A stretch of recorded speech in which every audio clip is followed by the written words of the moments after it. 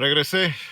Hoy les quería comentar de cómo los dictadores se burlan de nosotros, de los que estamos aquí y de los que estamos allá. Y es que la Junta Militar de Barrigones, que desgobierna lo que queda de Cuba, demuestra un día sí y otro también su desconexión con la realidad en la que tiene sumidos a los cautivos de la isla.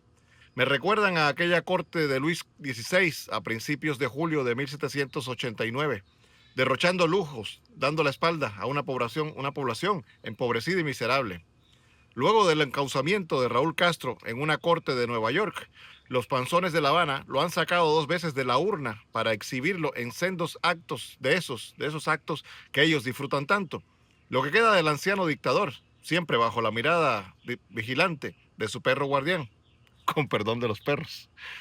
En las imágenes de esos groseros eventos aparece el mentado cangrejo, con su correspondiente cara de neandertal, siempre detrás de su decrépito abuelo. El crustáceo, se los he dicho antes, siempre viste un uniforme verde olivo diferente al resto de los barrigones que lo rodean.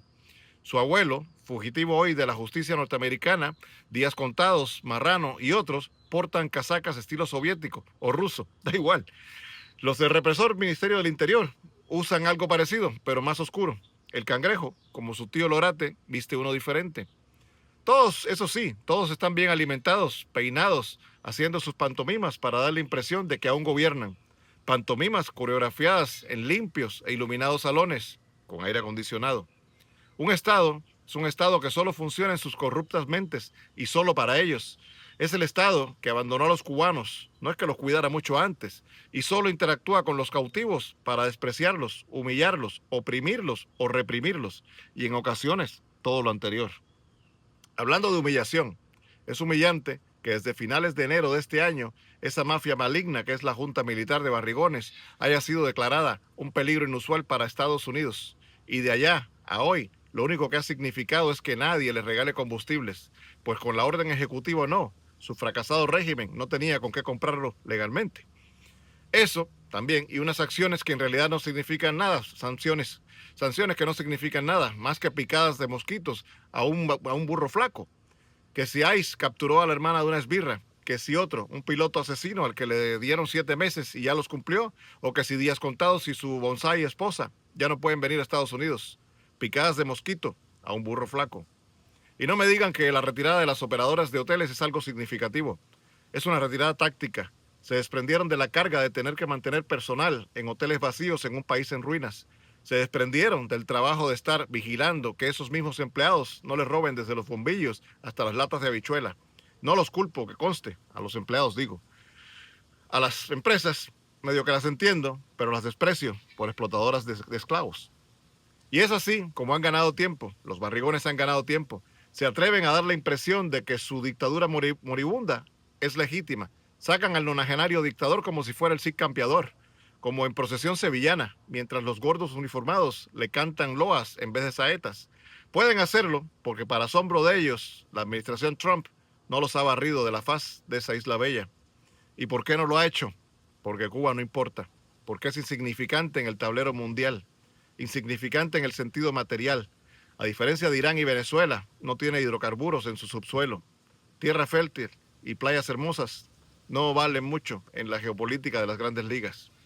Tiene, además que es un país colapsado, es un país que no produce, una nación mendiga, 8 o 9 millones, ya no sabemos, de personas talentosas y trabajadoras, los más, a los que esa junta militar los tiene aplastados con sus botas lustradas.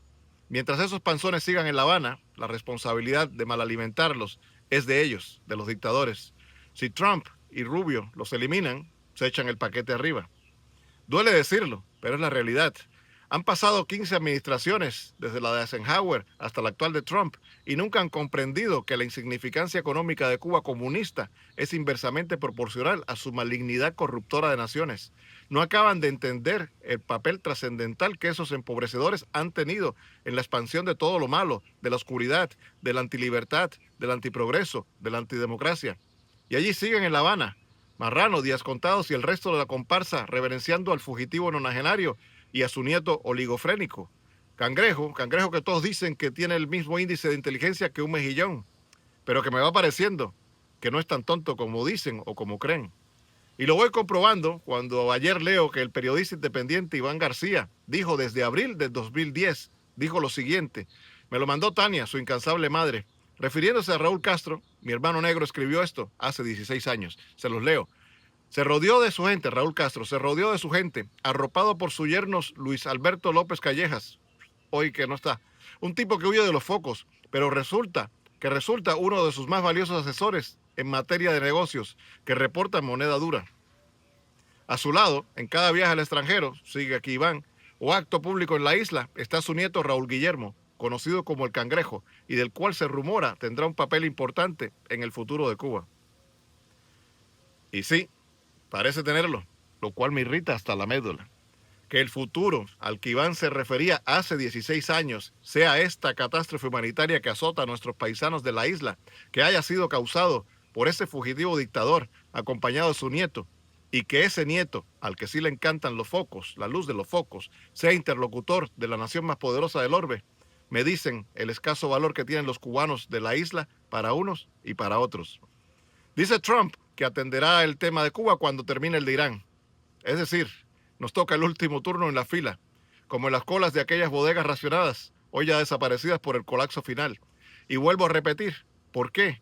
Porque los cubanos de la isla, valientemente, hasta ahora solo han podido organizarse en algunos barrios para tocar cazuelas y quemar basura, porque la policía sigue reprimiendo con eficiencia y porque esa dictadura no podrá producir una fanega de maíz, pero es experta en mover sus fichas cómplices en la política mundial. Estamos en los últimos lugares de la fila, porque a pesar de todos los esfuerzos de Marco Rubio, aquí en el exilio, en vez de presentarse todos con un frente unido y cohesionado a la administración, están sus cabezas visibles, políticos, académicos, influencers y toda esa pléyade de organizaciones que dicen luchar por una Cuba libre, peleándose entre sí por ver quién va a ser presidente de esa república, hoy inexistente. Negándose, increíble, negándose el saludo los unos a los otros, mientras los dictadores, a 90 millas, sí presentan una cara uniforme, una cara unida. La dictadura, como la corte de Luis XVI en julio de 1789, le da la espalda a sus cautivos, y como aquel rey y su María Antonieta siguen disfrutando de sus pantomimas y sus lujos. Ya casi llega julio de 2026. En una de esas, esos cautivos, hambrientos y olvidados, se hartan como aquellos parisinos y por primera vez en sus vidas toman sus destinos en sus manos y barren con los opresores en la calle hasta el final, que conviertan a Cuba en su propia Bastilla. Aquí estaremos nosotros para ayudarlos. Así no tendrán ni tendremos que estar pendientes a los vaivenes y las decisiones del presidente de un país que no es Cuba, para llegar a la ansiada libertad, sin negociaciones con ningún crustáceo, ni con ningún tecnócrata, libertad total, sin mediaciones ni una. Libertad final para empezar de una vez la reconstrucción de nuestra nación robada. Trabajar duro para regresarla a la prosperidad, al respeto de los ciudadanos y la felicidad de los cubanos. Libertad, libertad por fin. Me voy, pero puede que regrese.